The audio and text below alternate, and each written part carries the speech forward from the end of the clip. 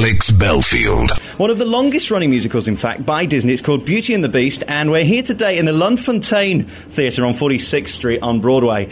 And I'm rather exhausted, having walked about 27 floors to speak to Chris Hoch. How are you? I'm very good, thank you. Being the star, they should have really given you a rather more convenient dressing room, I would have thought. You know, you would think so. Talk to my agent, please, because, you know, this trek up here is rough. It's no wonder you're looking fit and thin, because, I mean, having walked up all of those 16,000 flights of stairs, wasn't it? Something like that. You must be very fit. Right, it's the only exercise you really need is just walking up the stairs, yes. Now let's talk about Beauty and the Beast, because it's been on Broadway now for years and years and years, ninth year this year, and it's an amazing show. And I was talking to one of the PR people before the show about why it's such a success, and I think it is the only family children musical on Broadway ever, really, isn't it?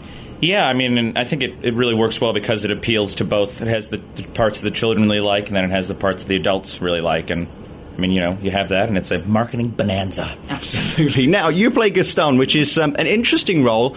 You can't really say that he's Millennium Man and a feminist, really. He likes his women in a certain place. Yes, he likes them dumb and pretty, probably, which is what he would be described as. You know. But I think he's misunderstood, though. Really, isn't he the anti-hero? Really, isn't he the misunderstood hero? A new generation will look at Gaston differently. I think that's what I'm thinking. Yes. Chris, dare I ask, is there any of you in him?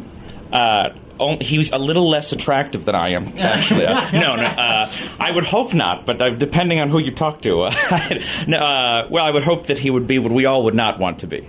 Yes. You see, the thing is with this character is, having sat there with ladies through this performance, they seem to love you, and the women do like that harder man that's got a little bit of edge. So I suppose Gaston does have some favours with the lady, despite the fact he's probably a bit sexist. I do have their numbers that I could call them with. Well, I mean, hopefully he's a little bit kind of the lovable bad guy, you know, not just completely. I mean, in the end, hopefully he's not lovable, but you know, hopefully he has a little bit of. And I think the writers did a great job of that, of giving him a little bit of, you know, love, you know, likability throughout the entire show, so that people like him. Yeah. This is a great comedy as well, isn't it? There's lots of funny lines in it, whether you want to find it or not. If you just want to watch it for the spectacular, you can do. But there's a lot of funny lines in it, and a lot of humour and wit and sarcasm, and particularly with your role, which I do like. Oh yeah, I mean, it's got a lot of. I think a lot of that is Howard Ashman, who originally wrote the lyrics for the show, and he just, I remember Linda Wolverton, who wrote the book, was telling me that Howard Ashman, when he first wrote it, just kept on writing these songs for Gaston, and she, do we really need more Gaston? Yes, Gaston. You know, he just thought it was just a hoot to the character. I mean, there's so much comedy in it. How do you keep it fresh, though, after all these years of doing it? Because you are saying the same lines in the same order, with the same songs in the same order, night after night after night. It must be a challenge to keep it fresh. Well, hopefully they're in the same order. Sometimes your mind goes, no, but...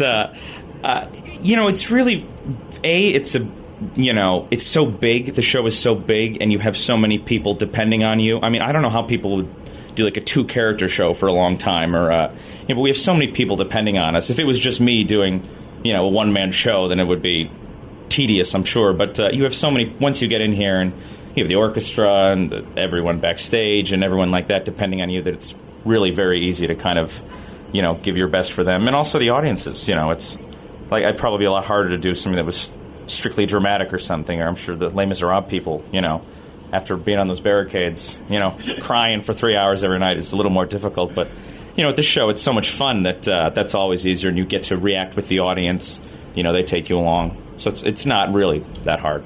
This is an amazing show for many reasons. The book and the music of it is absolutely fantastic, and there's some classic songs that we all know. Disney have just released the DVD in the UK and over here as well of the original animated feature, which again is a huge success. But this show has really brought that movie to life. Yeah, well, that's kind of, I think, that's the kind of the challenge of the show, is to really kind of compete with what everyone knows of the animated feature. You know, it's...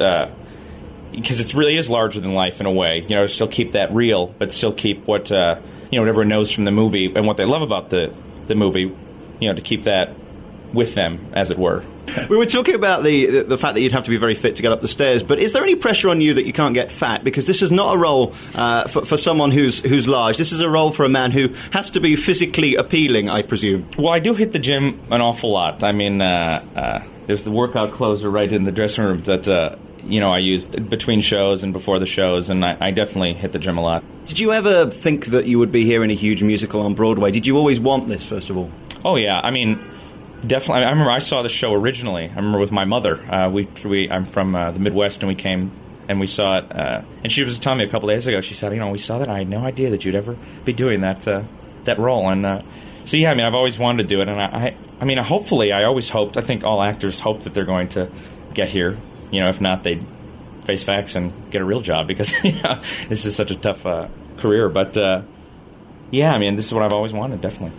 A lot of actors whinge to me about how tired they are, and I always think, well, you're on stage for 2.5 hours and you work very hard, but it's not like going down a mine and digging coal. Right. Is it very stressful? Are you very, very tired at the end of the day, or is it just showbiz tired? It's probably showbiz tired, I would imagine. I think maybe you get tired at the end of the week, maybe just with when a 2-show day might be tired. But I guess you're right; it is showbiz tired. It's not like you're, toting that barge or something. But it is. Yeah, it does get a little tiring, but you're right. It's mostly just tiring from having to have energy out there, There are a lot of shows on Broadway that are huge hits at the moment. Is there any dream role that you would want if you weren't being Gaston in The Beauty and the Beast? I know this sounds cheesy, but I saw this movie and I wanted to be Gaston. I can't lie. I know that sounds horribly cheesy, but I remember when I was growing up, that's so corny, and I'm sorry. And trust me, Disney did not make me say this. But when I was a kid, I saw this movie, and I wanted to be in this so bad because he's so funny, and this is what I wanted to be in. So. Did you aspire to be like him in real life? I hope not. I'm sure there's some ex-girlfriends you can find who would disagree with that, but I hope I'm not like that. We'll go and search for those now. Thank you so much for talking to us today, Chris Hoch. It's been a pleasure talking to you, and you keep walking up and down those stairs because you've got to be very fit for this role. Indeed, thanks a lot. The Alex Belfield In Conversation podcast with daisymedia.co.uk. Alex Belfield.